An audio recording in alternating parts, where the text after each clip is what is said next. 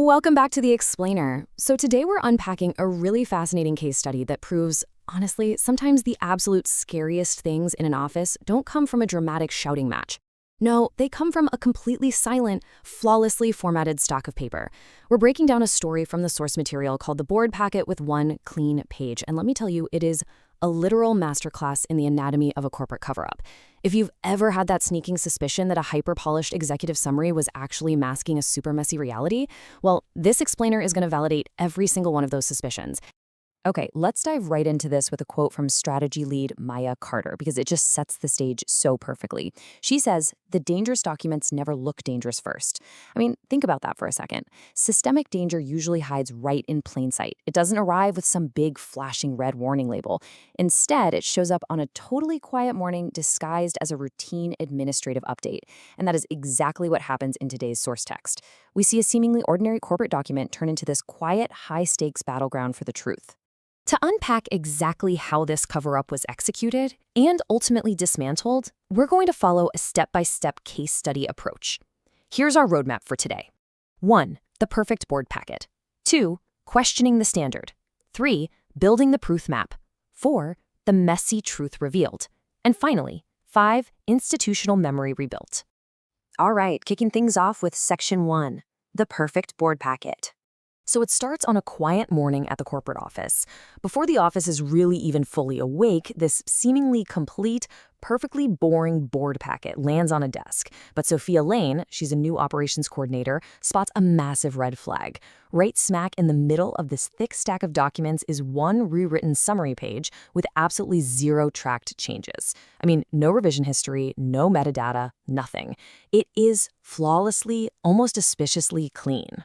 Now, Sophia is protected by a new company policy called the Memory Charter, which encourages employees to rely on the official record. And because she's relatively new, she hasn't yet been trained to just, ignore the stuff that veteran employees might brush off as standard operating procedure. She sees a clean page and she instantly knows it's just way too clean to be honest. Which brings us to Section 2, questioning the standard. Spotting the anomaly is really just step 1. Challenging it, well, that is where the real friction happens in any organization. And this brilliantly illustrates a total clash of realities. On one side, we've got the official explanation from Adrian Vail, the transformation officer. He claims, in this incredibly smooth corporate speak, that the page was simply cleaned for readability and executive focus. Sounds harmless enough, right? It's all framed around business continuity and alignment. But then, on the flip side, we have the team's reality. Maya and Sophia immediately spot this pattern.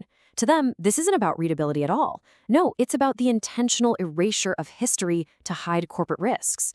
They realize pretty quickly that soft words are usually just a tool to soften the official record. And of course, once the team actually starts poking around, the pressure from leadership kicks in. But it doesn't come as some overt aggressive threat. Actually, it comes softly, kind of masquerading as concern. Adrian pulls Sophia aside and gives her some air quotes career advice, basically warning her not to turn minor inconsistencies into a crisis. It's such a classic textbook workplace tactic, right? Using the guise of mentorship to enforce silence. But Maya steps right in with this absolute powerhouse of a statement. She says, truth is not damage, hiding it was. The big takeaway here? We absolutely have to recognize when toxic pressure is trying to make control and erasure sound like responsible leadership. Moving into Section 3, building the proof map.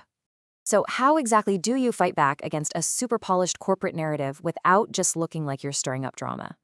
Well, you do it with concrete systems. Maya constructs this incredibly precise, logical sequence to map out the forensic trail.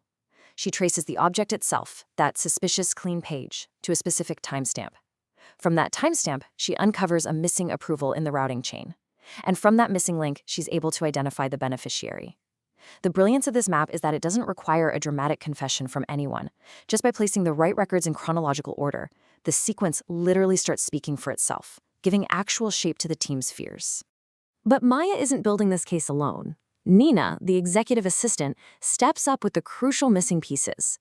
She brilliantly turns everyday background administrative work into decisive, undeniable evidence. We're talking calendar exports, room booking records, draft document notes, and invisible routing trails. See, the executives who erased the board packet's history totally forgot one critical detail. Background work still generates records. I mean, rooms have to be booked to hold meetings about the document. Drafts still have to be routed. Nina basically proves that invisible, everyday admin work sees absolutely everything. Now, what's really interesting here is how Jordan, the IT audit specialist, brings it all home. And he does it without any of that magical Hollywood-style hacking. He just pulls the raw system logs, he looks at access fields showing exactly who logged in, device records tying those actions to specific terminal IDs, and owner history showing the initial author versus the final approver. Later, when executives try to backpedal and claim that system logs, quote, need interpretation, Jordan just completely shuts it down by pointing right to this raw export. It's an undeniable sequence of events that nobody can talk their way out of. All right, on to Section 4, the messy truth revealed. So with the proof map fully built, the team heads into the formal review meeting. And wow, it almost immediately devolves into straight-up corporate theater from the communications office.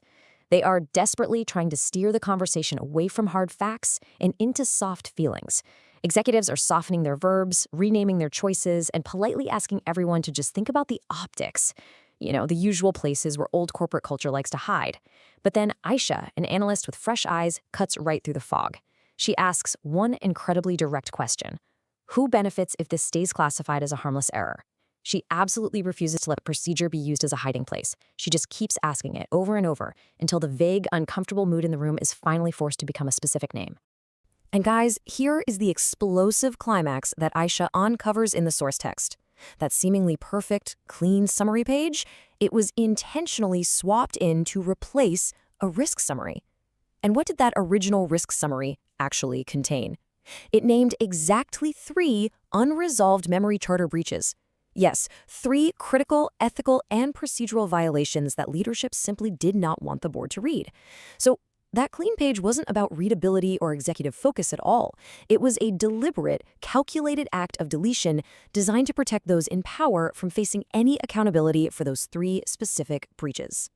Which leads us to our final section, Section 5, Institutional Memory Rebuilt. Because at the end of the day, true workplace justice isn't about revenge, it's about building resilient systems that actually outlive the current personnel. To make sure this kind of loophole is closed for good, independent board member Elise Warren steps in and establishes 3 firm structural controls.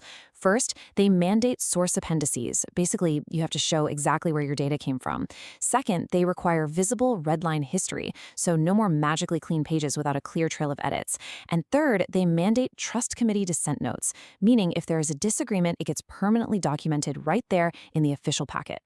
Now, the team could have easily just quietly corrected the document and moved on with their lives. But Maya Carter completely rejects the idea of a private fix. As she so brilliantly puts it, do not quietly fix what can publicly teach. That is so important. Private fixes really only serve to make executives comfortable, while leaving future employees completely exposed to the exact same toxic tactics. The corrective process has to leave visible footprints, you know? It has to become a permanent part of the institution's memory to act as a shield for the next person who happens to be sitting in that coordinator's chair. So, the crucial point of this entire case study really boils down to this single, powerful sentence. A clean page can be a dirty act when it removes the part leadership does not want to read. That is the core retention line of our explainer today. In the corporate world, the absence of data, the absence of friction, and the absence of history are often the absolute loudest warning signs you'll ever see. A flawless document? It might actually be the most dangerous thing sitting on your desk. Which brings us to the end of today's analysis, and I want to leave you with a pretty provocative question. Are your company's clean pages hiding the messy truth? I'd highly encourage you to take a much closer look at the standard documentation floating around your own workplace.